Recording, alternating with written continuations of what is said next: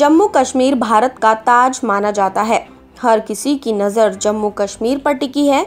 वहीं भारत सरकार ने 5 अगस्त 2019 को राज्यसभा में एक ऐतिहासिक जम्मू कश्मीर पुनर्गठन अधिनियम पेश किया, जिसमें जम्मू कश्मीर राज्य से संविधान का अनुच्छेद 370 हटाने और राज्य का विभाजन जम्मू कश्मीर और लद्दाख के 2 केंद्र शासित क्षेत्रों के रूप में करने का प्रस्ताव पारित किया गया। जम्मू कश्मीर पर बीते कुछ दिनों से जारी अनिश्चितता और अटकलों पर विराम लगा दिया गया है। भारत सरकार का ये बहुत बड़ा फैसला उभर कर सामने आया। ये फैसला राष्ट्रपति रामनाथ कोविंद की मंजूरी के बाद लागू किया गया, जिससे जम्मू के विशेषाधिकार खत्म हो गए हैं। यानी जम्मू कश्मीर भी भारत के अन्य राज्यों की तरह एक सामान्य राज्य हो गया है। आइए यहाँ इससे जुड़ी कुछ बातें नीलम महाजन सिंह जी से ही जानते हैं, जिन्हें जम्मू की बेटी के नाम से भी जाना जाता है। इन्हीं से जानते हैं कि ये अनुच्छेद 370 है क्या और इसके क्या प्रभाव हैं जम्मू कश्मीर पर, वहाँ के लोगों पर और वहाँ की राजनीतिक स्थिति पर। नमस्कार, आप देख रहे हैं डेली डायरी न्यूज और आज बड़े सौभाग्य से हमारे साथ हैं नीलम महाजन सिंह जी, जो कि वरिष्ठ पत्रकार हैं और साथ ही डॉटर ऑफ कश्मीर के नाम से भी प्रसिद्ध हैं और साथ ही साथ दूरदर्शन की जानी मानी पत्रकार भी हैं। आइए आपको सीधा इनसे मिलवाते हैं नीलम महाजन जी से। नमस्कार। हम आपका बहुत बहुत स्वागत है हमारे चैनल में। तो मैम जी, थैंक यू, आपने मेरे को डेली डायरी चैनल में आमंत्रित किया, उसके लिए आपका बहुत बहुत धन्यवाद। तो मैम, जैसा कि आप जम्मू कश्मीर से हैं, कश्मीर क्या है जो हमारे भारत का मुकुट ताज माना जाता है, तो उसके बारे में ना लोगों तक खबरें पहुंच नहीं पाती। तो इस बार आपसे कुछ बात जैसे ये पूछना था, जैसे जो भी 370 धारा हटी है वहाँ पे, ठीक है, तो इस पे लोगों पर क्या प्रभाव पड़ा है और अभी हाल ही में नोटिफिकेशन भी इस पर ऑन हो गया है, तो लोगों का क्या कहना है, वहाँ की जनता किस प्रकार संतुष्ट है या नहीं, क्या हुआ है? जी, इसमें आपने मेरे से 3 प्रश्न इकट्ठे पूछ लिए। तो मैं सबसे पहले तो कश्मीर के बारे में ये कहना चाहती हूँ कि फिरदौस ने कहा था, गर फिरदौस रूए ज़मी अस्त, हमी अस्त, हमी अस्त, हमी अस्त। If there's any heaven on earth and if I have to be born again, it will be in this place, Kashmir. So जो कश्मीर की एक प्राकृतिक सुंदरता है और जो उसकी एक भौगोलिक परिस्थिति है, जिसके कारण कि पूरे विश्व की निगाहें हमारे कश्मीर के ऊपर हैं और उसको लेकर राजनीतिक और सामाजिक और अंतर्राष्ट्रीय द्वंद्व चल रहा है। अब आकाश, जैसे आपने मेरे से दूसरा प्रश्न पूछा कि 370 धारा के बारे में अभी क्या स्थिति है वहां की, तो आप जानते ही हैं कि 370 के द्वारा, अनुच्छेद 370 के द्वारा कश्मीर को विशेषाधिकार दिए गए थे, जिसमें कि वह एक स्पेशल स्टेटस के तहत आता था और उसके कई कारण थे। जब 1947 का विभाजन हुआ था, तो कश्मीर जो था उसका कितना हिस्सा पाकिस्तान में जाएगा और कितना हिस्सा हिंदुस्तान में रहेगा, ये एक बहुत ही मुश्किल प्रश्न था। और दोनों ही सरकारें, वहां से मोहम्मद अली जिन्ना और यहाँ पंडित जवाहरलाल नेहरू और हमारे अन्य स्वतंत्रता सेनानी जो बाद में हमारे नेता बने, मंत्री बने, सरदार वल्लभ भाई पटेल जो कि हमारे गृह मंत्री थे पहले, वो भी सहमत नहीं हो रहे थे कि हम कश्मीर को पाकिस्तान को दें। परंतु परिस्थिति ऐसी आ गई थी कि कश्मीर का भी बंटवारा हुआ और देश का भी बंटवारा हुआ। मैम, एक चीज और है, जैसे जम्मू कश्मीर में जो भी नेता है, जो भी अपने प्रेसिडेंट है, जो भी है मिनिस्टर वगैरह, हम उनको गुपकार गैंग से नाम से क्यों कहा जाता है? जी, वैसे तो ये जो कॉनोटेशन है गुपकार गैंग की, मैं इससे बिल्कुल सहमत नहीं हूँ। हम जबकि उन्हें बीजेपी भी सपोर्ट कर रही है, तब भी गुपकार गैंग कहा जाता है। जी, आप तो जानते ही हैं, doctor Farooq Abdullah is now 80+ और वो कितनी बार मुख्यमंत्री रह चुके हैं। फिर शेख अब्दुल्ला साहब जो उनके फादर हैं, वो तो फाउंडर ऑफ कश्मीरी हैं, उन्हीं वही प्रथम चीफ मिनिस्टर बने थे वहां के। और तो उसका एक कारण ये है कि कश्मीर में, श्रीनगर में गुपकार रोड है, जहां पर मुख्यमंत्रियों के निवास हैं।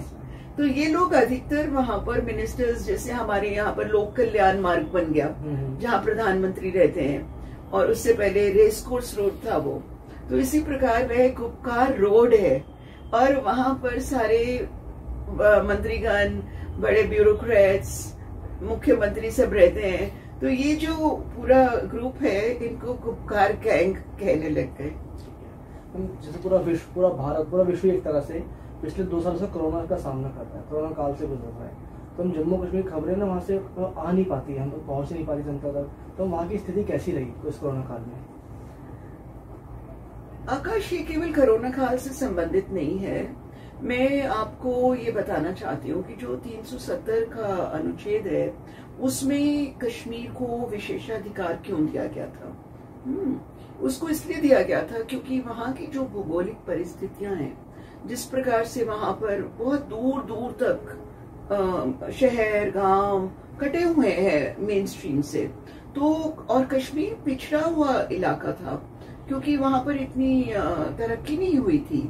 और जब हम विभाजन के बाद पाकिस्तान से जितने लोग इस तरफ आए तो वो सभी पहले जम्मू क्षेत्र में ही पहुंचे। जो सारा रश था that was in the area of Kashmir and Jammu. आपने देखा हमारे कितने सिख भाई रहते हैं श्रीनगर में, बहुत से हिंदू परिवार हैं, वे जम्मू के क्षेत्र में आए, कश्मीर में श्रीनगर पहुंचे और कश्मीर के और अन्य पुंछ, भदरवा, बनिहाल, इन सब जगहों पे वे रहे। हाँ, तो इस करके जो एक स्पेशल स्टेटस दिया गया था, पैकेज दिया गया था, वो नॉर्थ ईस्ट के भी सभी राज्यों को लगभग दिया गया है। आप जानते हैं बिहार उसके लिए मांग कर रहा है, परंतु अभी तक, हालांकि वो चुनावी मुद्दा बहुत राजनीतिक दलों ने बनाया, परंतु अभी तक बिहार को स्पेशल स्टेटस नहीं दिया गया। तो इसी प्रकार जब आप कहते हैं कश्मीर का 370 की धारा, तो वो उस समय बहुत महत्वपूर्ण था कि कश्मीर को विशेष ध्यान देना।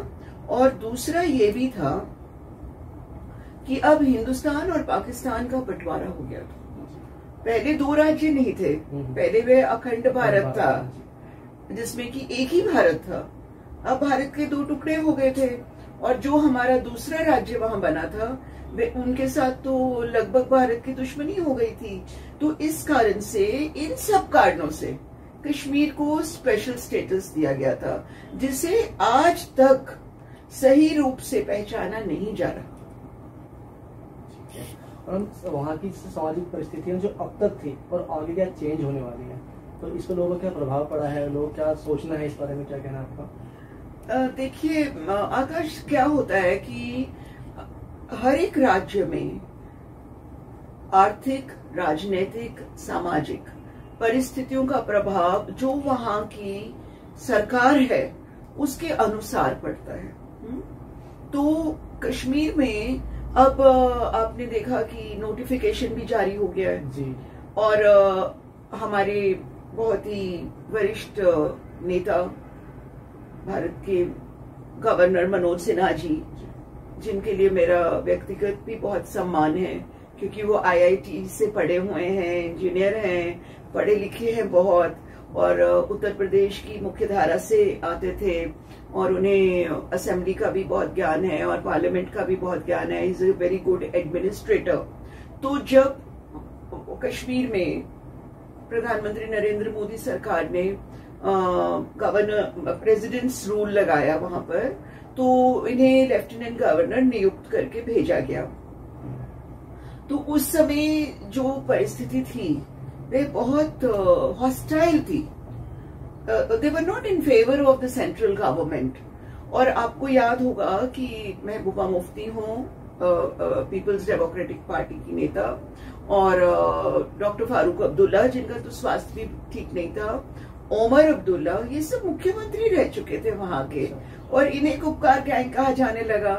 But they were not a gang, क्योंकि प्रधानमंत्री नरेंद्र मोदी जी जब मुफ्ती मोहम्मद सईद साहब ने शपथ ली थी तो वे स्वयं गए थे शपथ समारोह में, और उसके बाद तो अनफॉर्चुनेटली उनकी मृत्यु बहुत जल्दी हो गई थी और उसके बाद महबूबा मुफ्ती ने शपथ भी नहीं ली और वो 7-8 महीने का जो काल था वह पुनः राष्ट्रपति शासन में चलता रहा। तो मेरा कहने का मतलब ये है कि कश्मीर में जो राजनीतिक गतिविधियां हैं वह ज्यादा हुई और जो वहां का एक विकास होना चाहिए था उस विकास की तरफ ज्यादा ध्यान नहीं दिया गया। और क्योंकि जो कश्मीर में जिन चीजों के ऊपर विकास हो सकता है वो वहां के रीजन के अनुसार होगा। हाँ, अब कश्मीर किस चीज के लिए फेमस है? फ्रूट्स के लिए, सैफरन के लिए, सुंदरता के लिए। तो जब सुंदरता की बात होगी तो क्या बात होगी? टूरिज्म की बात होगी और अधिक पर्यटक आएंगे तो राजस्व बढ़ेगा। फिर वहां की जो हैंडीक्राफ्ट्स है, हैंडलूम्स है, पश्मीना है, शॉल्स हैं, वो सब लोकल बुनकर बनाते हैं। तो जो आप इकोनॉमिक्स की बात कर रहे हैं ना, तो जब तक वहां पर राजनीतिक स्थिरता नहीं होगी तो आर्थिक विकास जो है वह रुक जाएगा। और कश्मीर के लोग जो हैं उन्हें बहुत संपन्नता भी प्राप्त हुई, परंतु जो संपन्नता प्राप्त हुई वो बहुत उच्च घराने के और उच्च कोटि के बिजनेसमैन हैं, बिजनेस के परिवार हैं। परंतु जो आज भी वैली में एक आम कश्मीरी है उसके पास इतनी धन संपत्ति नहीं है। अब मैं आपको ये बताना चाहती हूँ कि आम संपत्ति किसके पास नहीं है? वह एक कॉमन मैन जो कि शिकारा चलाता है, जो कि खेतों में से फूलों के अंदर से केसर की दुनिया निकाल के छोटा छोटा केसर बेचता है, कहवा आपको पिलाते हैं वहां पर। हाँ, कश्मीरी चाय होती है, वहां का मिठाई अलग से बनती है। तो ये जो छोटे छोटे लोग हैं वहां इस तरह के काम करते हैं, उन्हें कोई आर्थिक समृद्धता नहीं मिल पा रही है। और जैसे कि मैंने आपको बताया कि जो पैकेज भी कश्मीर के लिए जाते हैं, सिक्योरिटी फोर्सेस पे बहुत खर्चा हो जाता है वहां पर हमारी केंद्र सरकार का। और मैं आपसे थोड़ा बॉर्डर के विषय में भी बात करना चाहूंगी। आप मुझे ये बताइए, मैं आपसे प्रश्न पूछ रही हूँ कि आप मुझे ये बताइए कि कश्मीर वैली जो है, लद्दाख भी हमारे कश्मीर का हिस्सा है और जम्मू भी हमारे कश्मीर का हिस्सा है। तो पहले जो राज्य था वह जम्मू, कश्मीर और लद्दाख, इन तीनों को इकट्ठा क्यों किया गया था? आप मेरे को बताइए। पहले ये अखंड भारत था, अलग तो था, जैसा कि आपने खुद बताया अखंड भारत था। तो जैसे कि अपने ताज को उसका कोई भी हिस्से को क्यों अलग होने देता? हाँ, तो उसमें कारण ये था कि जो जम्मू की भौगोलिक जियोग्राफिक पोजीशन है वो वहां पर इतना संघर्ष नहीं है। वो किसी भी राज्य की तरह उसकी सामान्य फिजिकल एट्रीब्यूशंस है। जबकि कश्मीर जो है, अब जब हम लेह लद्दाख की बात करते हैं तो आपको पता है वहां तो 120 फुट बर्फ होती है, हमारे सैनिक धंस जाते हैं उसमें। हाँ, और फिर जो मैंने आपसे प्रश्न पूछा, Kashmir is a border line area with Pakistan और वहां पर हमारे सैनिक, आर्मी के, हमारी वायुसेना के लोग, सीआरपीएफ, बीएसएफ, कितने लोगों की वहां पर तैनाती होती है। तो इन सबको जो बैकअप मिलता है केंद्र सरकार के द्वारा वह बहुत महत्वपूर्ण है। और दूसरा ये कि जब तक हम अपने तरफ से जख्मों को भरेंगे नहीं, कश्मीर में बहुत ज्यादा घाव हुए हैं, क्योंकि चाहे हमारे सैनिक हों या हमारे पैरामिलिट्री फोर्सेस हों, आप जानते हैं कि लाखों लोगों की मृत्यु हुई है। तो जवाहरलाल नेहरू जी का मैं आपको एक स्टेटमेंट देना चाहती हूँ जिसमें वो ये कहते थे कि the colour of the blood is red. तो मैं हमेशा ये कहती हूँ, जैसे कि मैं चाहती हूँ कि उसको दूसरी तरह से ना लिया जाए, कि जो हमारे अर्धसैनिक बलों के जवान हैं और हमारे आर्मी के भाई हैं, एयरफोर्स के हमारे ऑफिशियल्स हैं, आम जनता है, और कुछ हद तक जो हमारे पाकिस्तान से भी सैनिक और भाई हैं, उन सबकी जब मृत्यु होती है, उनका इनकाउंटर्स में डेथ होती है, तो क्या बहता है? खून ही तो बहता है। हम तो मानवीयता के आधार पर हर परिवार को अपना बेटा खोना पड़ता है। और आपने देखा होगा कि जब इनकाउंटर्स होते हैं और गोलियां चलती हैं, अब आपने वो भी देखा है कि प्लास्टिक की पैलेट्स चलाते हैं। अब परिवार होते हैं वहां पर, वो खिड़कियों में से बच्चे झांक रहे हैं, बच्चों की आंखों में पैलेट्स लग गए। तो ये जो सब चीजें मानवाधिकार उल्लंघन कश्मीर में हो रहा है, तो मुझे ये लगता है कि हमें कश्मीर में जल्दी से जल्दी शांति लानी चाहिए, और कश्मीर में जो शांति के फूल हैं वे खिले, बजाय इसके कि वहां पर आतंकवाद की गोलियां चलती रहें। क्योंकि मैं, आपने पहले बताया, कश्मीर की बेटी तो हूँ, परंतु मैं पूरे भारत की भी बेटी हूँ, और वहां पर हमारी कितनी बहनें विधवाएं हो गई, काफी बलिदान दिया, बहुत बलिदान दिया। और केवल कश्मीर की ही महिलाओं ने बलिदान नहीं दिया, वहां पर अलग अलग राज्यों से जो सैनिक हमारे शहीद हुए, उनके परिवारों ने अपने पति को, भाई को, बेटे को खोया। तो कश्मीर की वो जो गर फिरदौस बरज़ुए ज़मी अस्त, हमी अस्त, हमी अस्त, हमी अस्त का जो मेरा बहुत ही फेवरेट शेर है, उसके ऊपर भी लहू के छींटे पड़ रहे हैं, है ना। जब हमारे मृत्यु होती है किसी भी इंसान की, तो वे हमारा जो पूरा एक वातावरण है उसके ऊपर बहुत आघात पहुंचता है। हम अंतिम में इस चर्चा को विराम देते हुए आप इसकी क्या समीक्षा करना चाहेंगी? मैं समीक्षा तो मुझे नहीं लगता कि इसकी पूर्ण रूप से हो पाएगी, क्योंकि कश्मीर आने वाले समय में भी एक अंतर्राष्ट्रीय विषय ही रहेगा, क्योंकि it is a troubled zone, and इसको अंतर्राष्ट्रीय राज्य जो है कभी कभी as a buffer zone use करते हैं बिटवीन इंडिया एंड पाकिस्तान। आप देखते हैं कि चाइना की जो नीति है कश्मीर के प्रति और पाकिस्तान के प्रति वह अलग है, अमेरिका की जो नीति है वह अलग है। मैं नहीं चाहती कि इंडिया और पाकिस्तान का जो झगड़ा है वो पैलेस्टाइन और इजराइल जैसा रहे, क्योंकि वहां भी आप देख रहे हैं क्या हालात चल रहे हैं इतने सालों से। हमारी भी 75 वर्ष हो गए हमारे देश को आजाद हुए हुए, 1947 के विभाजन को भी 75 वर्ष हो गए, जिसमें कि 3 जनरेशंस चली गई, परंतु अभी तक कश्मीर के ऊपर कुछ फैसला नहीं हुआ। और हम ये चाहेंगे कि बातचीत जारी रहनी चाहिए, और जो गुफ्तगू है राज्यों की, कश्मीर की, पाकिस्तान, इंडिया की और पाकिस्तान की और अन्य देश भी, उसको जारी रखना चाहिए। और आकाश में आपको बताना चाहती हूँ कि प्रधानमंत्री नरेंद्र मोदी ने यूरोपियन पार्लियामेंट्री डेलीगेशन बुलाया था, याद है आपको?